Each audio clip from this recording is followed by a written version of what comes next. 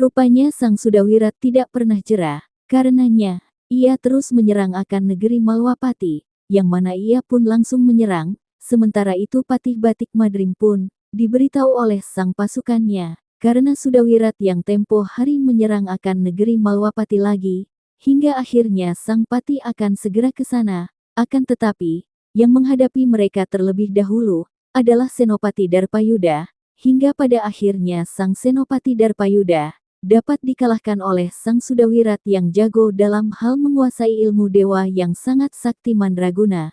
Kemudian datanglah sang Patih Batik Madrim. Batik Madrim pun langsung datang ke lapangan untuk melihat akan situasinya dan membantu akan Senopati Darpayuda. Hingga pada akhirnya sang Sudawirat mengeluarkan akan kekuatannya hingga pada akhirnya Suliwa datang dan menebarkan obat gatal-gatal kepada Sudawirat hingga akhirnya Sudawirat pun merasa gatalan dan tidak fokus terhadap jurus yang ia keluarkan, dan Patih Batik Madrim dengan kekuatannya pun mengeluarkan akan kekuatannya dan menyerang akan dirinya, sehingga mereka pun melarikan diri dari tempat tersebut karenanya, dan ia pun merasakan kegatalan dalam tubuhnya.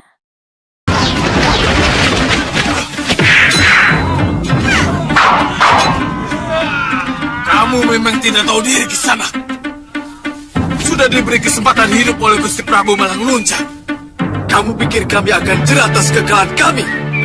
Kali ini kamu akan menangis menghadapi keadaannya sebenarnya.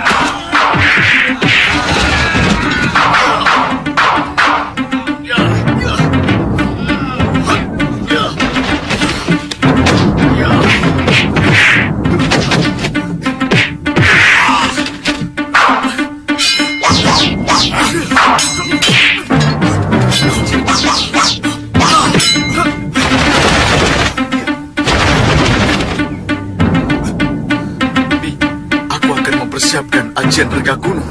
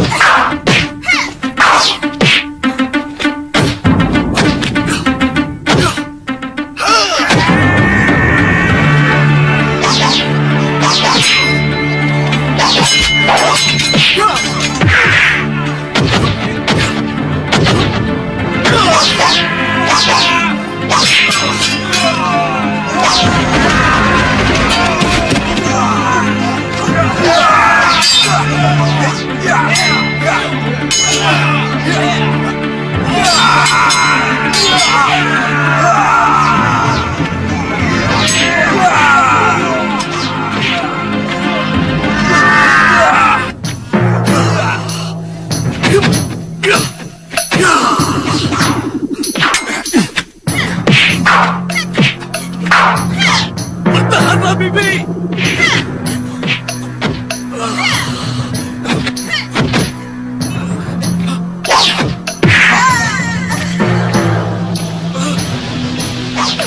Paman, cepat bantu Bibi!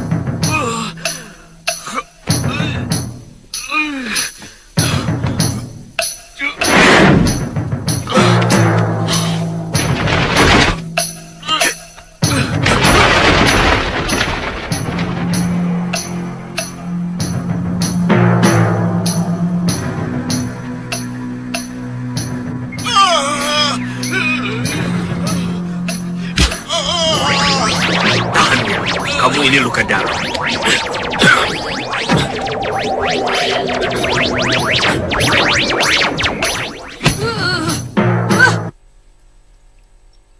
Suliwa! Benar-benar kau lagi-lagi dia mampu menggagalkan ajaran Kak Gunung dengan miang bambu.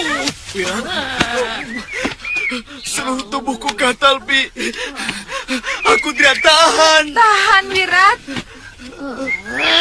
Guru, apa yang harus kita lakukan? Kenapa aku jadi lupa? Ayo, cepat lepaskan rambutmu dan gosokkan dengan keras di tempat yang gatal.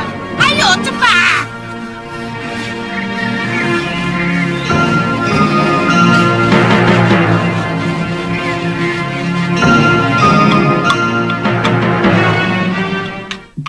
Paman Tabib, setelah selesai lamurkan di dadanya. Baik. Gusti Patih, bagaimana caranya membuyarkan pemusatan pikiran yang sangat... Sesudah pertarungan tersebut, Suliwa dan Batik Madrim sedang berbincang dengan seseorang yang mana mereka mengetahui akan kelemahan dari ilmu ajian rengkah gunung tersebut. Karenanya, sang Patih Batik Madrim pun mengulik lebih lanjut, hingga Suliwa menyebutkan akan ilmu halimun yang Patih sendiri miliki. Tapi itu hanyalah sementara, karena Sudawirat pasti akan mengantisipasi akan itu semua. Karenanya, lama-lama itu tidak mempan terhadapnya lagi. Candra Ditya Kembar, Gusti Patih. Apa itu? Candra Ditya Kembar. Hah? Seperti ilmu halimun yang Gusti Patih miliki. Oh, kamu memang cerdas, Liwa.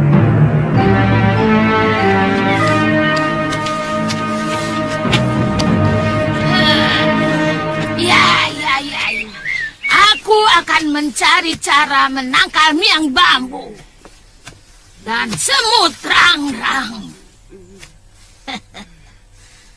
Sang Durgandini pun bertemu dengan Sudawirat yang sekarat dan merasa gatal-gatal, hingga Sang Dewi Durgandini pun langsung untuk meminta pendapat dengan Gangsa Dewa yang menyarankan ia ke seseorang untuk mengajarinya ilmu halimun yang bernama Abicaraka, yang mana ia pun dikabarkan sangat dendam kepada Sang Prabu Angling Dharma Raja Malwapati tersebut. Mendengar yang demikian itu, Sang Dewi Durgandini pun langsung tertawa seakan-akan ia mendapatkan sesuatu untuk mengalahkan Sang Prabu Angling Dharma, yang juga musuhnya lewat dari muridnya tersebut, yang menguasai akan berbagai ilmu kanuragan yang luar biasa sangat. Karena menimpakan Malwapati.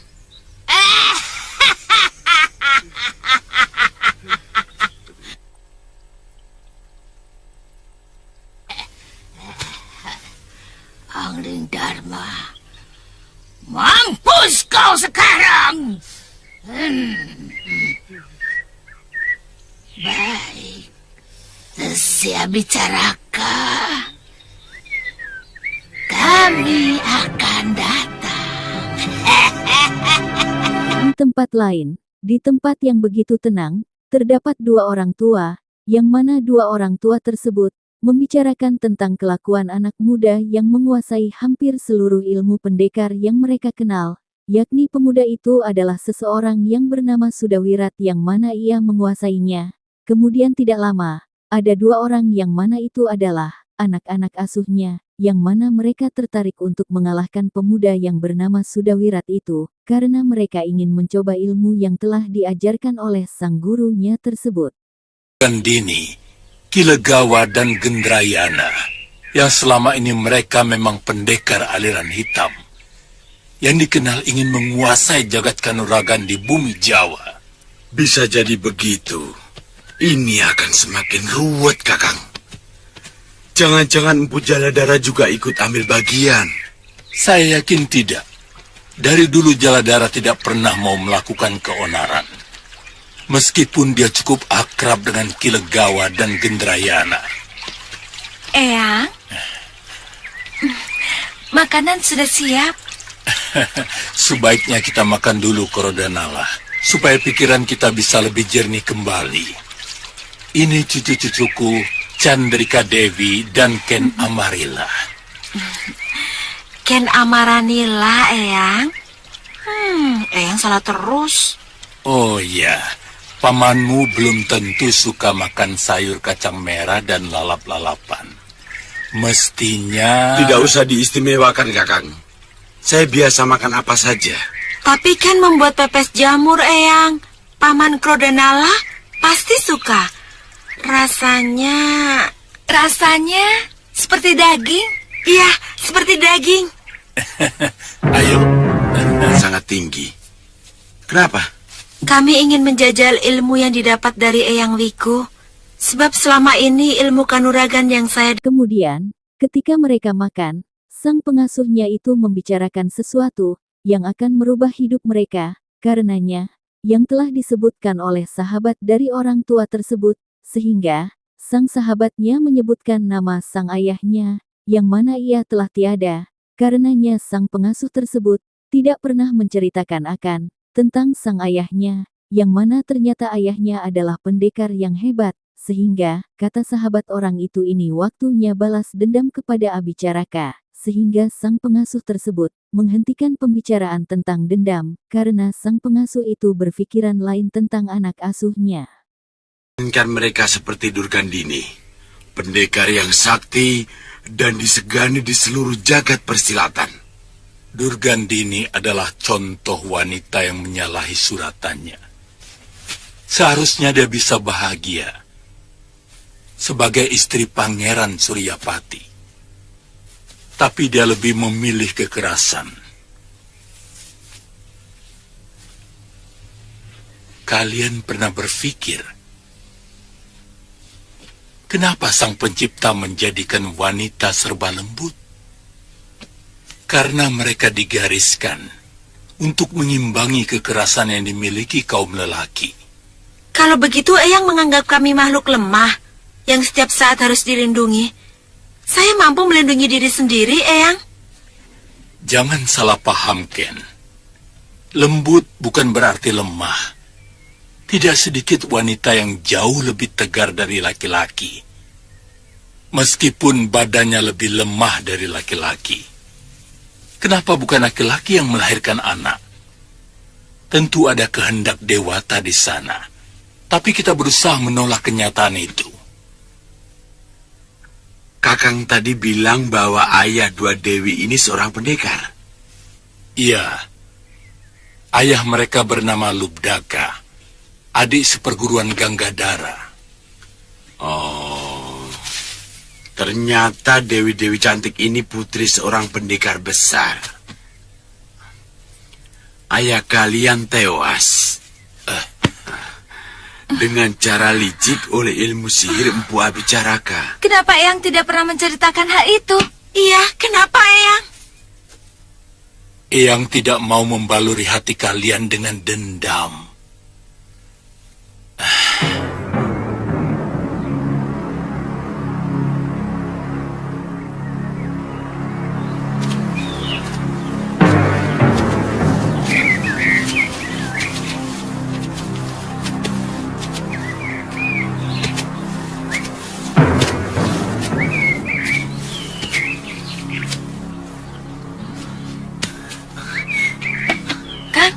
Di waktu yang berbeda, di tempat yang sama ada dua orang yang sedang berjalan ke sana hingga pada akhirnya, yang mana itu adalah Aditya dan Galiana Tantri, sehingga mereka pun melihat dia orang gadis di sana yang sedang berlatih, hingga kedua gadis itu melihat akan sepasang pendekar itu, langsung bertanya karena mereka mencari empu yang ada di sini, hingga pada akhirnya mereka berdua menyerang sepasang pendekar itu langsung melawannya.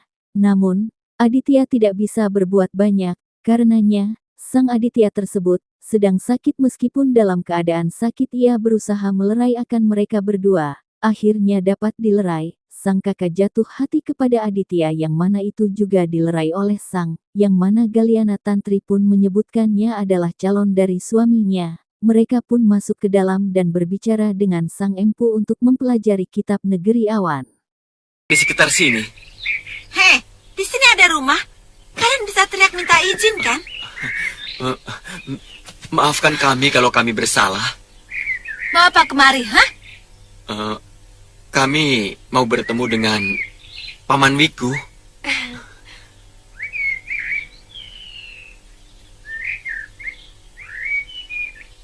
Ada urusan apa?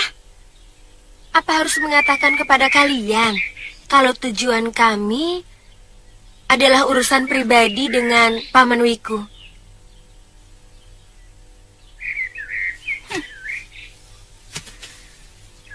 Kamu pasti yang bernama Sudawirat. Dan kamu pasti... Bukan. Nini berdua salah paham. Nama saya Aditya, dan ini... Saya calon istrinya. Nama saya Kalyana Tantri.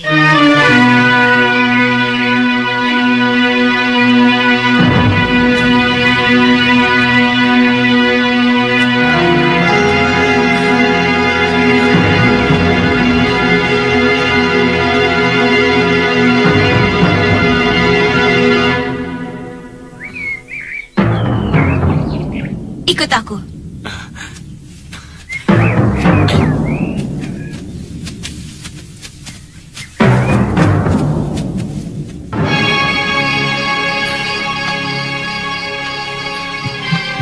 Aku kenal baik dengan Ganggadara. Tapi bagaimana kamu bisa membuktikan bahwa kamu ini muridnya? Sebentar.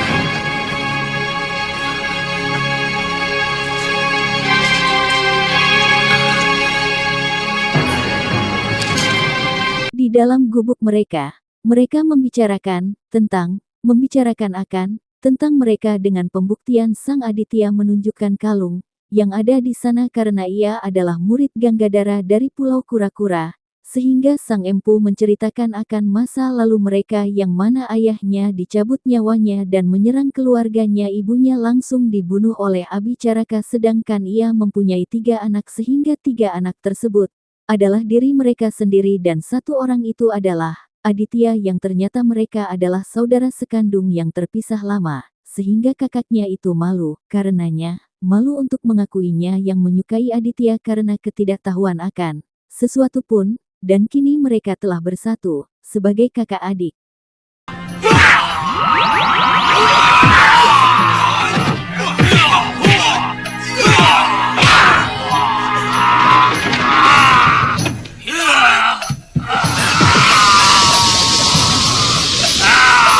Seorang pendekar aliran hitam bernama Abicaraka menghancurkan keluarga ayahmu. Ibumu terbunuh secara mengenaskan, sehingga ayahmu dan saya sendiri waktu itu sedang bertandang ke rumah ayahmu, ikut membantu melawan pendekar ilmu sihir itu. Udahkah, Paman Guru? Tolong selamatkan anak-anak saya. Kamu, Paman, tolong tinggalkan saya.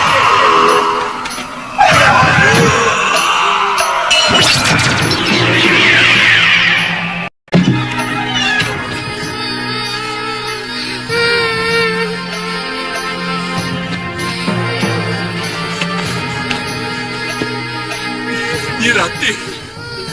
Nyirati!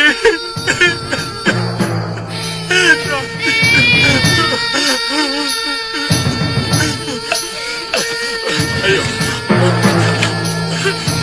Ayo. Ayo. Ayo. Ayo, Eyang. Kita dalam bahaya. Saya mau ikut biung. Ayo. Ikut Eyang. Ayo. Saya mau ikut biung.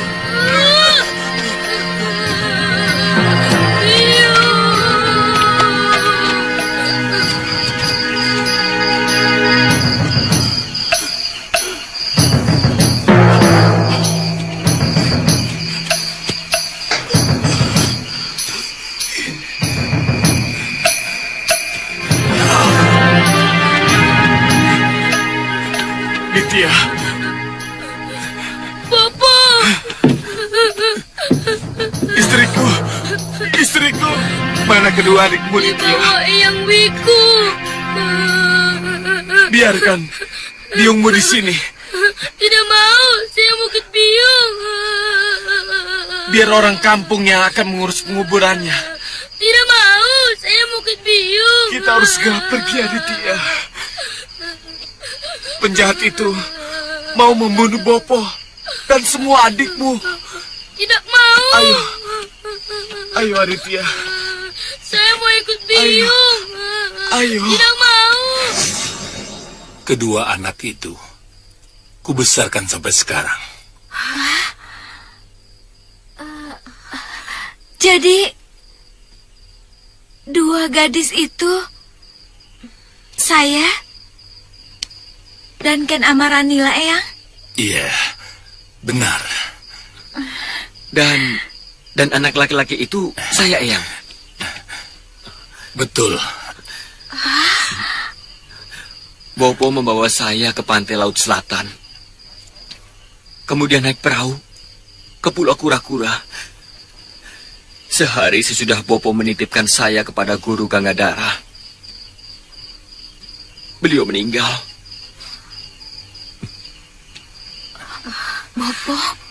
Bopo kita. Jadi, Kakang ini adalah kakak kandung kami. Benar. Kalian bertiga putra Lubdaka yang gagah berani. Murid sahabatku Ganggadara.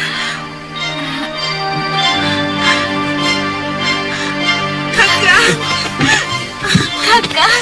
Adikku.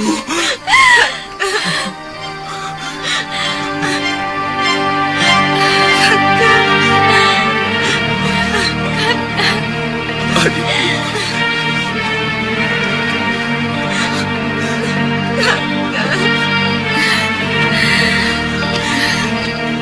Kakang. Ada apa? Untung Kakang memang kakak kami. Kalau tidak, tadi Yundaken sudah naksir Kakang. Bohong Tantri. Nanti Kakang Aditya jadi gede rumangsang. Akhirnya tangan Dewata telah mempertemukan kita yang tercerai-berai. Saya pikir saatnya untuk membalas dendam kepada Empu Abicaraka harus sudah Kurodana, dimulai. jangan suka kobarkan dendam di hati anak muda. Mereka ibarat ranting kering yang mudah sekali terbakar. Aditya, mana kitab yang kamu bicarakan? Sebentar ini.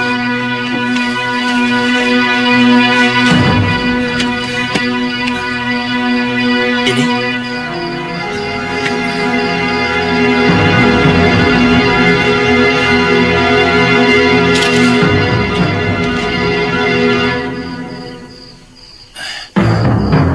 Kita pusaka negeri atas awan.